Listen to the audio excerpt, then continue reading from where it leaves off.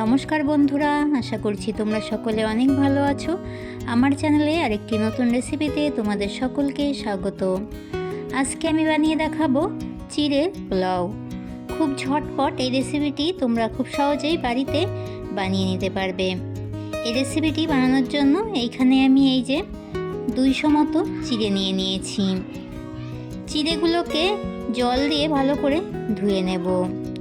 ঝরঝরে চিড়ের পোলাও বানানোর জন্য চিড়েটাকে যেইভাবে ধুয়ে নিতে হবে, 2-3 বার জল দিয়ে ভালো করে চিড়েটাকে ধুয়ে পরিষ্কার করে নিতে হবে। তারপরে জলটা ঝরিয়ে নিতে হবে। চিড়েটা কিন্তু বেশিক্ষণ ভিজিয়ে রাখা যাবে না। চিড়েটাকে অনেকক্ষণ ধরেও কিন্তু ধুয়ে নিলে হবে না, খুব তাড়াতাড়ি চিড়েটাকে ধুয়ে জলটা ঝরিয়ে নিতে হবে।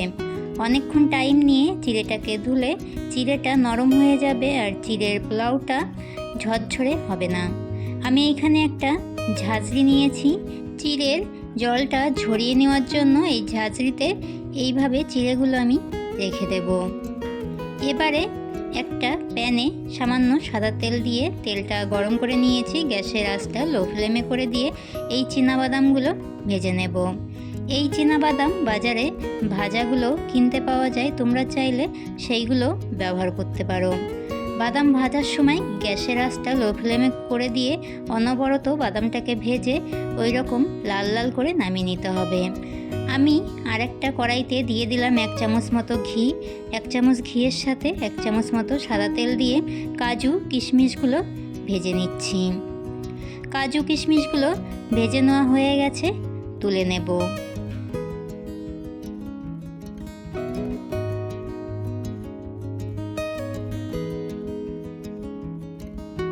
কাজু কিশমিশ ভাজা কড়াইতেই দিয়ে দিচ্ছি আর একটু সাদা তেল। সাদা তেলে দিয়ে দিলাম ফোড়নে তেজপাতা, গোটা গরম মশলা, পেঁয়াজ কুচি, লঙ্কা কুচি। এবারে দিয়ে দিচ্ছি কিছু কারি পাতা। কারি পাতা তোমরা চাইলে এইভাবে পেঁয়াজের উপরেও দিয়ে দিতে পারো, আবার কারি পাতা আলাদাভাবে ভেজে লাস্টে গুঁড়ো করেও দিতে পারো। এবারে দিয়ে দিচ্ছি সামান্য আদা থেতো করে নিয়েছিলাম, সেই থেতো করা আদাটা দিয়ে দিলাম। স্বাদ মতো লবণ, হলুদ, একটুখানি স্বাদের জন্য দিয়ে দিলাম চিনি। সব কিছু দিয়ে এবারে ভালো করে ভেজে নিতে হবে। চিড়ের পোলাও রেসিপিতে আমি কারি পাতা সবসময় পেঁয়াজের সঙ্গেই ভেজে নিই। এবারে দিয়ে দিচ্ছি জল ঝরিয়ে রাখা চিড়েগুলো।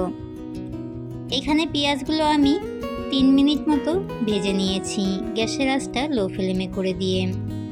সব চিড়েগুলো কিন্তু আমি একবারে ঢেলে দিইনি, হাত দিয়ে আস্তে আস্তে করে কড়াইতে দিয়ে দিলাম আগে থেকে ভেজে রাখা কাজু কিশমিশ। এবারে সব কিছু একসাথে ভালো করে মিশিয়ে নিয়েছি।